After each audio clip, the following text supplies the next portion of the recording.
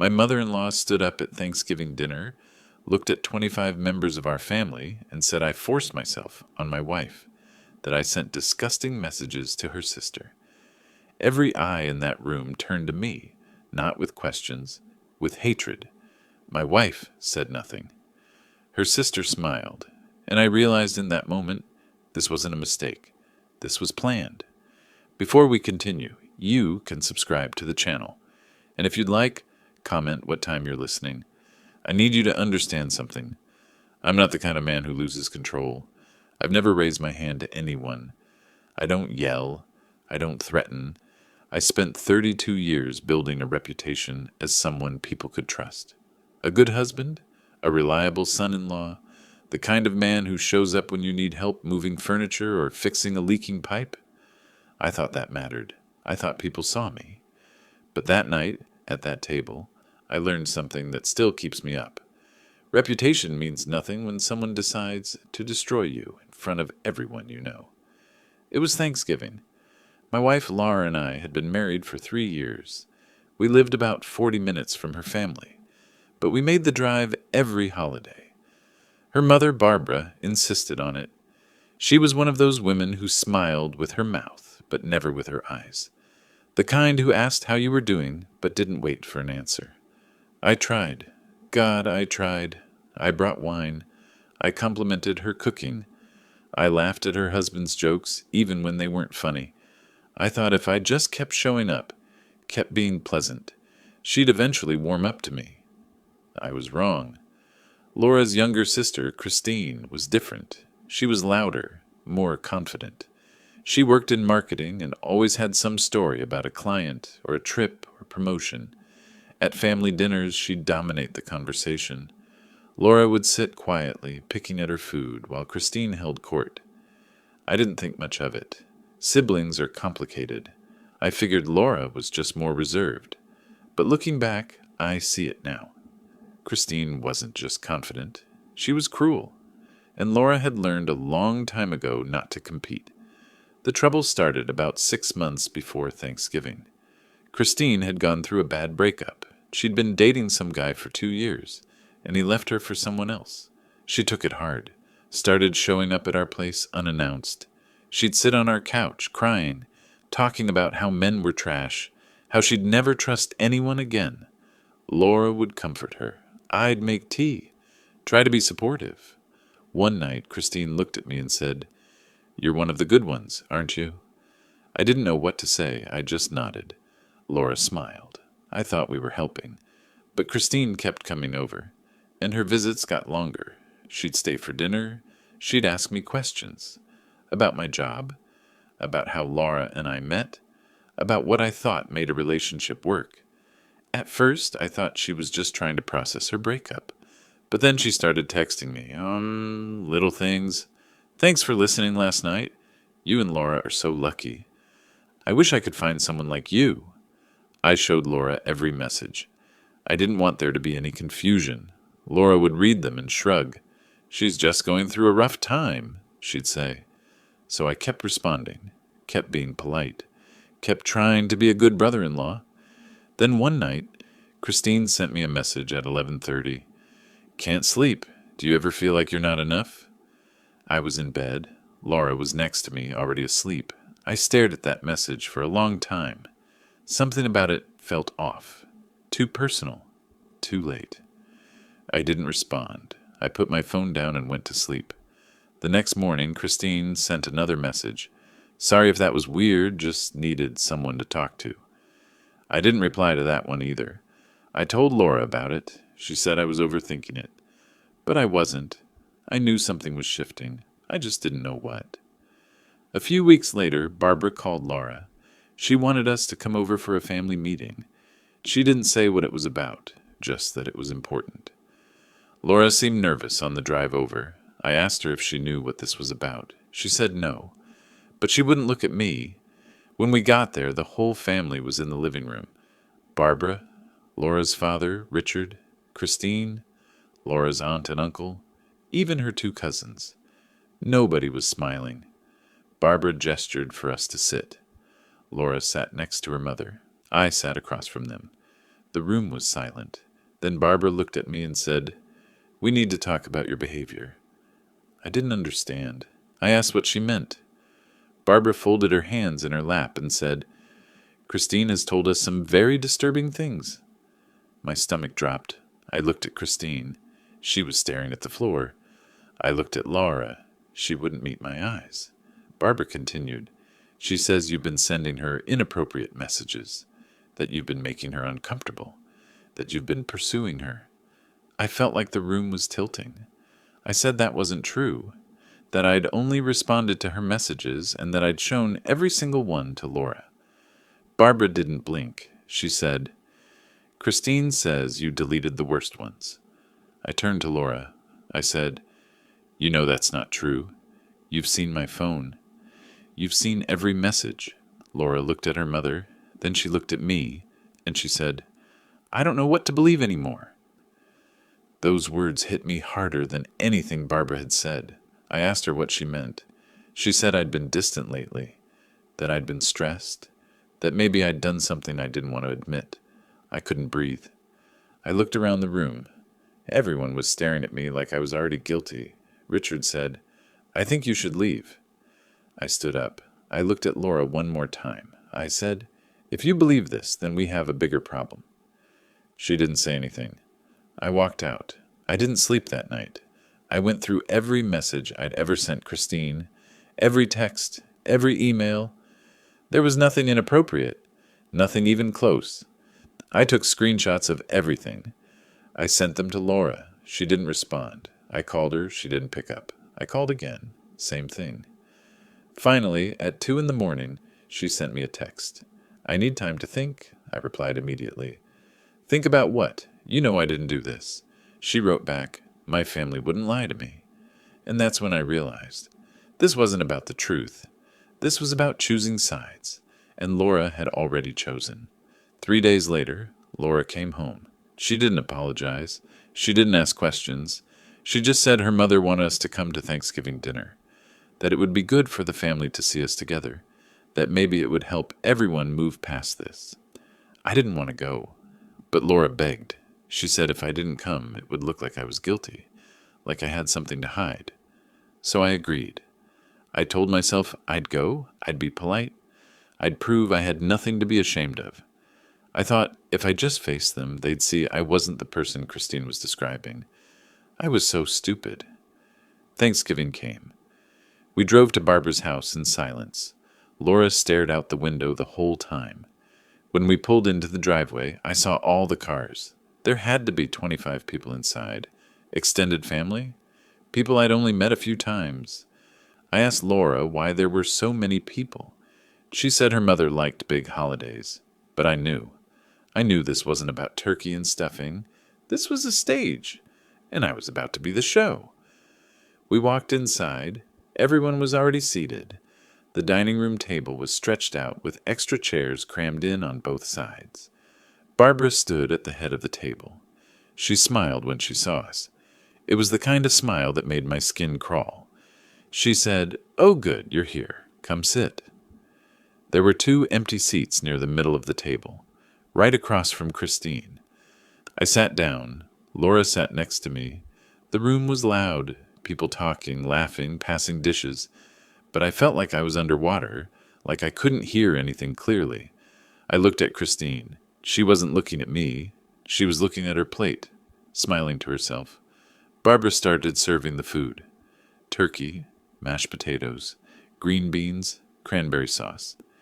Everyone was filling their plates, making small talk. I tried to eat, tried to look normal, but my hands were shaking. Then Barbara tapped her glass with a spoon. The room went quiet. She stood up. She said, "Before we eat, I want to say something." Everyone turned to look at her. She looked directly at me, and she said, "I'm grateful for family, for people who tell the truth, even when it's hard, even when it's painful." My chest tightened. She continued, "Some people sit at this table and pretend to be something they're not. Some people smile and lie and hurt the people we love." I felt every eye in the room shift to me. Barbara's voice got louder. My daughter Christine came to me in tears.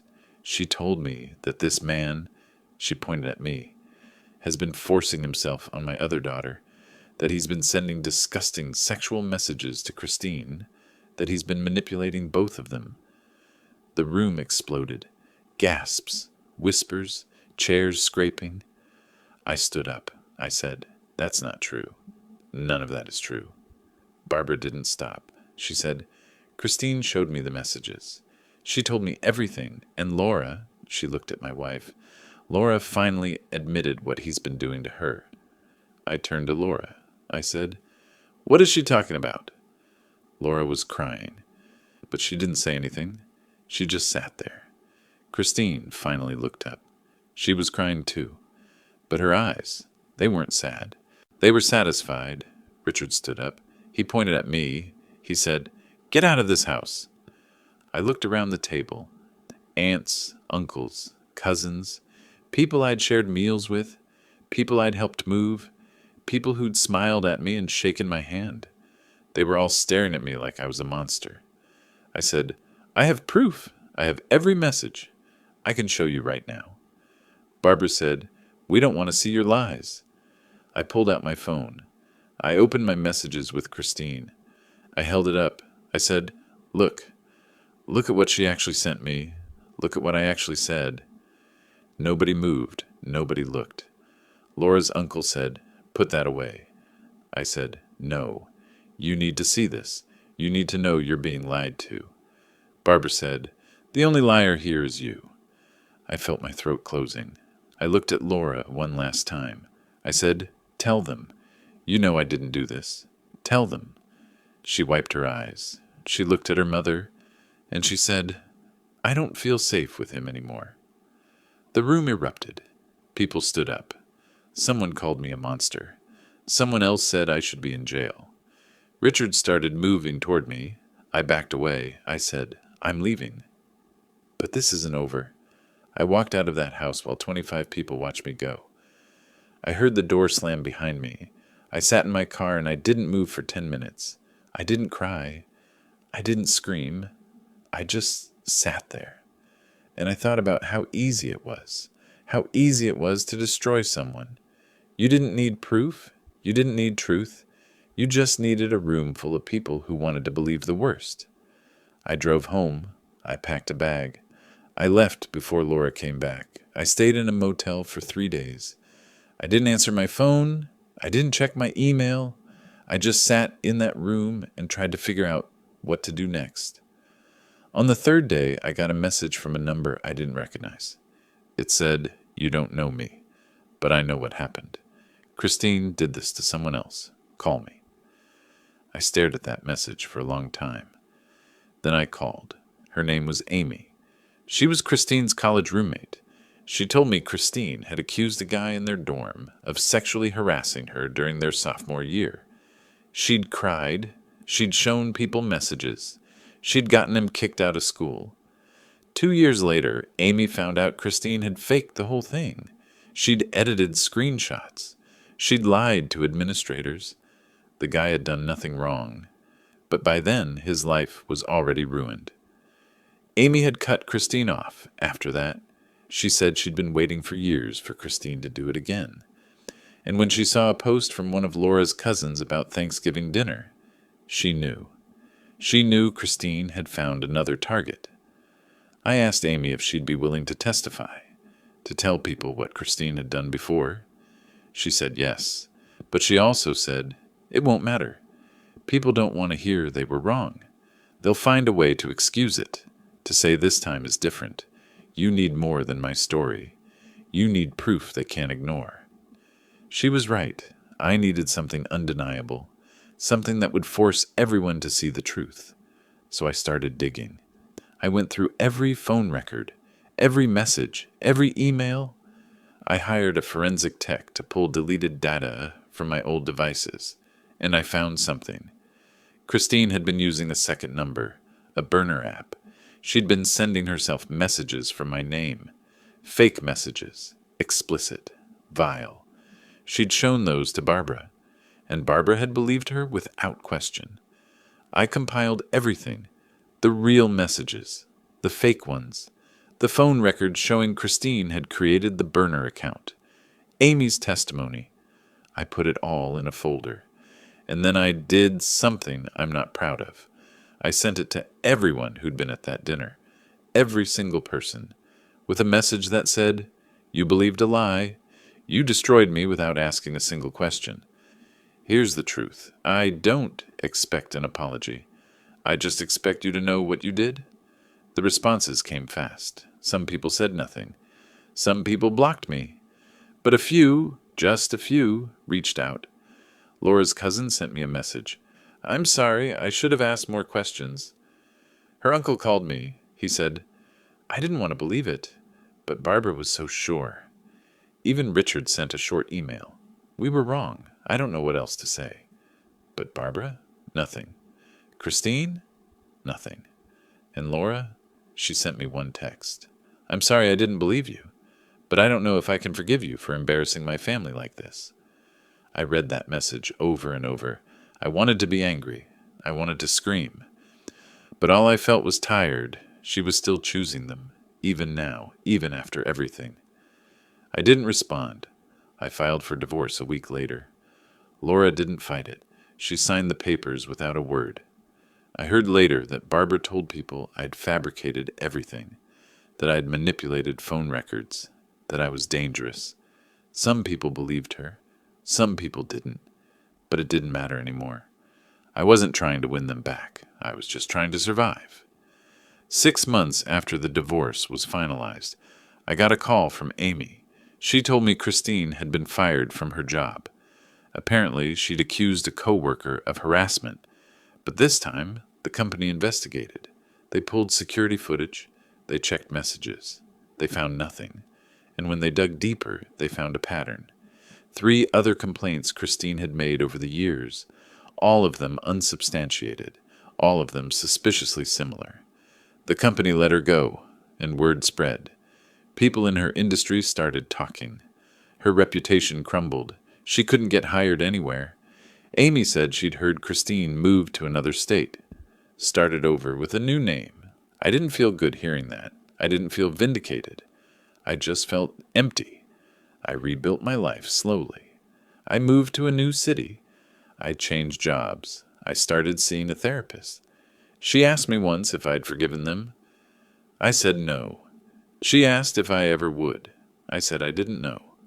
Forgiveness felt like something I was supposed to do, like it would make me a better person. But every time I thought about that dinner, about Laura's face, about the way 25 people looked at me like I was nothing, I couldn't let it go. Maybe that makes me bitter. Maybe that makes me broken. But I'm still here. I'm still standing. And they have to live with what they did. That's not revenge. That's just truth. I think about Laura sometimes.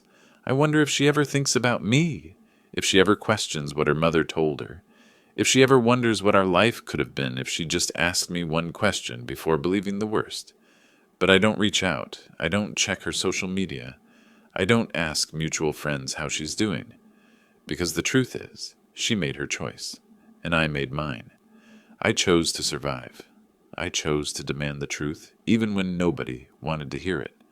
I chose to walk away from people who didn't value me enough to ask questions. Some people will tell you that family is everything, that blood is thicker than water, that you should always stand by the people you love. But those people are wrong. Family is only valuable if they're willing to see you, to hear you, to believe you when you tell the truth. Barbara had 25 people in that room. She had power. She had control. But she didn't have integrity, and eventually that caught up to her. I heard through the grapevine that her family started fracturing after the truth came out. Some people sided with her. Some people cut her off. Christine's lies didn't just destroy me, they destroyed the whole family. And Barbara can't blame me for that. She did it to herself. There are nights when I still wake up in a cold sweat, when I still hear Barbara's voice, when I still see the hatred in their eyes. Therapy helps. Time helps. But the scar is still there. I don't know if it'll ever fully heal. And maybe that's okay. Maybe I'm not supposed to forget. Maybe I'm supposed to carry this with me as a reminder. A reminder that some people will destroy you just because they can. That some people care more about being right than being good. That some people will choose comfort over truth every single time. And when you meet those people, you have two choices. You can let them break you, or you can walk away and build something better. I chose to build. It's not easy. Some days I still feel the weight of what they did. But I also know I did everything right. I told the truth. I showed the proof. I demanded accountability. And when they refused to give it to me, I walked away. That's not weakness. That's strength. And if there's one thing I learned from all of this, it's that you can't control what people believe. You can't force them to see you. But you can control how you respond. You can control whether you let their lies define you. And I refused. I refused to be the monster they wanted me to be. I refused to let them write my story, so I wrote my own. If there's anyone listening to this who's been falsely accused, who's been destroyed by lies, who's been abandoned by people they thought loved them, I need you to hear this. It's not your fault. You didn't deserve it, and you will survive. It won't be easy. It won't be quick. But you will come out the other side. And when you do, you'll be stronger than you ever thought possible. You'll know who you are in a way most people never do, because you had to fight for it. You had to prove it. And that kind of certainty, that kind of self-knowledge, is something nobody can take from you. I don't talk to Laura's family anymore. I don't go to Thanksgiving dinners. I don't pretend to be okay with people who showed me exactly who they were. But I'm not angry anymore. I'm not consumed by bitterness. I'm just free. Free from the weight of trying to make people love me. Free from the exhausting work of proving my worth to people who never valued it in the first place. And that freedom, that's worth more than any apology they could ever give me. So if you're sitting there wondering if it's worth it to tell the truth when nobody wants to hear it, it is. If you're wondering if it's worth it to walk away from people who refuse to see you, it is. If you're wondering if you'll ever feel whole again after being shattered by lies, you will. Maybe not today, maybe not this year, but you will. And when you do, you'll look back on this moment and realize it wasn't the end. It was the beginning of a life where you don't have to beg people to believe you, where you don't have to shrink yourself to make others comfortable, where you finally get to be yourself. And that's the best revenge of all. If you like this story, please like this video, subscribe to the channel, and share your impressions of this story in the comments. Thank you for watching,